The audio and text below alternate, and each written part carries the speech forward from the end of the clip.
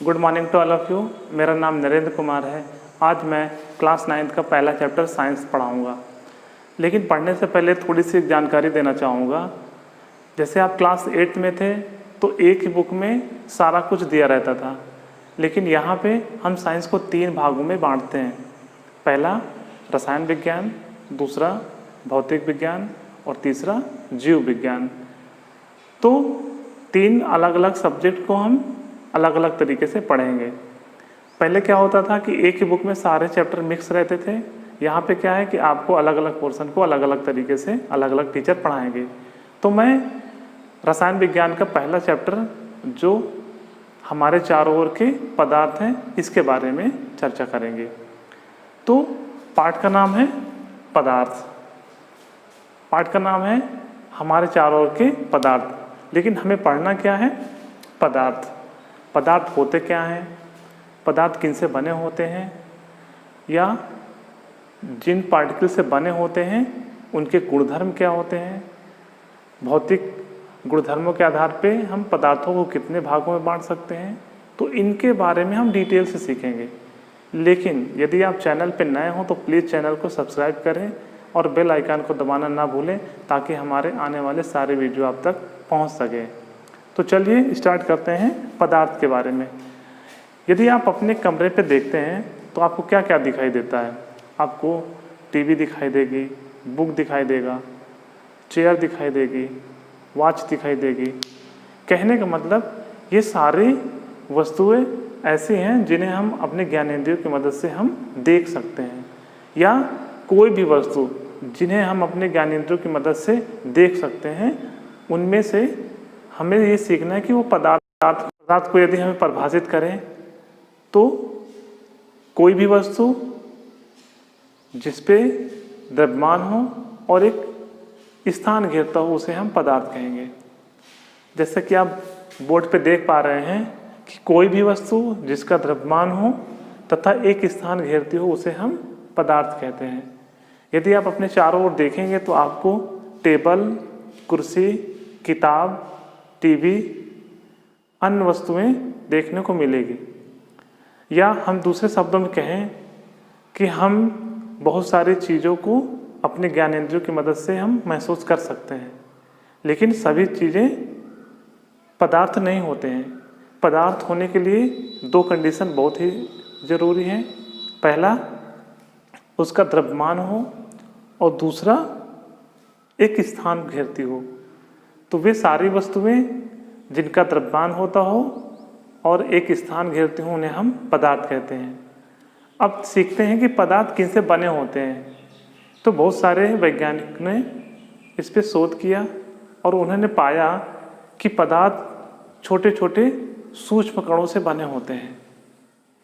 अब देखते हैं इन सूक्ष्म कणों की क्या गुणधर्म होते हैं। हमने अभी पढ़ा था पदार्थ होते क्या हैं, पदार्थ किन से बने होते हैं। अब हम सीखेंगे पदार्थ के कणों की विशेषता या गुणधर्म। देखिए, पदार्थ के कणों के गुण। पहला क्या है? पदार्थ के कणों के बीच में आकर्षण बल लगता है। कोई भी पदार्थ हो वो कणों से बने हुए हैं, उन कणों के बीच में आपस में एक आकर्षण बल कार्य करता है। दूसरा, पदार्थ के कणों के बीच में खाली स्थान होता है। देखिए, कोई भी पदार्थ हो वह सूक्ष्म कणों से बने होते हैं, उन कणों के बीच में कुछ रिक्त स्थान रहते हैं, कुछ खाली जगह रहते हैं। और तीसरा, पदार्थों के कण हमेशा गति करते रहते हैं। तो इन तीनों पॉइंट को आपको दिमाग में सेट करना है। पहला, पदार्थ होते क्या हैं। तो हम अगर पदार्थ को परिभाषित करना हो तो वे सारी वस्तुएं जिनका द्रव्यमान हो तथा एक स्थान घेरते हो उन्हें हम पदार्थ कहते हैं। यदि पदार्थ किन से बने होते हैं उनके बारे में बात करें तो पदार्थ सूक्ष्म कणों से बने होते हैं। यदि हम उस सूक्ष्म कणों की विशेषता के बारे में चर्चा करें तो हम 3 विशेषता पाएंगे। पहला, पदार्थ के कणों को बीच में एक रिक्त स्थान होता है, पदार्थ के कणों के बीच में एक आकर्षण बल कार्य करता है, और पदार्थ के कण सदैव गतिशील रहते हैं। अब हम पदार्थों के वर्गीकरण के बारे में सीखेंगे। यदि हम पदार्थ को भौतिक गुणधर्म के आधार पर यदि वर्गीकृत करें तो हम पाएंगे कि पदार्थों को ठोस, द्रव, गैस में विभाजित कर सकते हैं।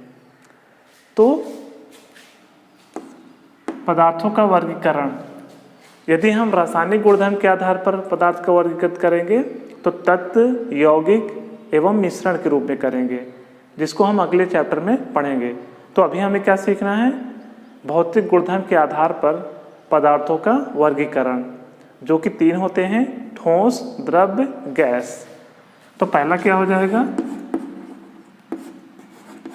ठोस, दूसरा द्रव और तीसरा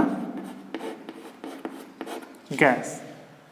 अब देखिए, ठोस, द्रव, गैस, इनकी अलग अलग गुणधर्म होते हैं।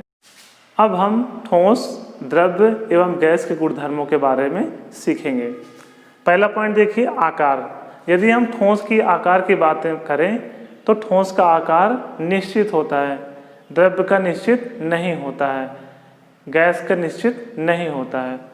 यदि हम आयतन की बात करें तो ठोस का आयतन निश्चित होता है, द्रव का आयतन निश्चित होता है, गैस का द्रव आयतन निश्चित नहीं होता है। कणों के बीच में बल, यदि हम ठोस की बात करें तो ठोस में कणों के बीच में एक मजबूत आकर्षण बल कार्य करता है। द्रव में ठोस की तुलना में कणों के बीच में आकर्षण बल कमजोर होता है, लेकिन गैस की तुलना में अधिक होता है। गैस के कणों के बीच में आकर्षण बल कमजोर होता है। यदि हम कणों के बीच में खाली स्थान की बात करें तो ठोस के कणों के बीच में खाली स्थान नहीं होता है, द्रव में ठोस की तुलना में ज़्यादा होता है, जबकि गैस में बहुत अधिक होता है। यदि हम घनत्व की बात करें तो ठोस का घनत्व अधिक होता है, जबकि द्रव का ठोस की तुलना में कम, जबकि गैस की तुलना में ज़्यादा होता है। अन्य चीज़ें यदि हम देखें, यदि मैं फिगर से समझाने की कोशिश करूं,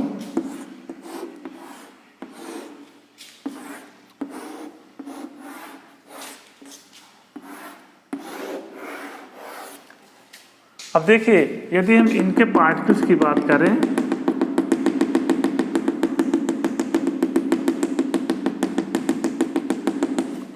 बहुत पास है,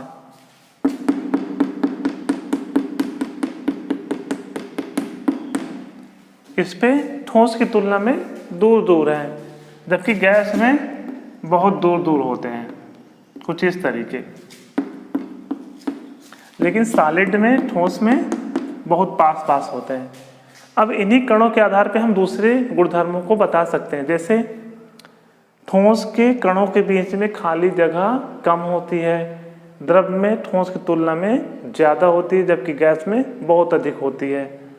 ठोस के कणों के बीच में आकर्षण बल अधिक होता है, द्रव में ठोस की तुलना में कम, गैस की तुलना में ज़्यादा होता है, जबकि गैस में आकर्षण बल कमज़ोर होता है। इनका आकार, आयतन निश्चित होता है। द्रव्य का आयतन तो निश्चित होता है, लेकिन आकार निश्चित नहीं होता है। गैस का ना तो आयतन ना ही आकार निश्चित होता है।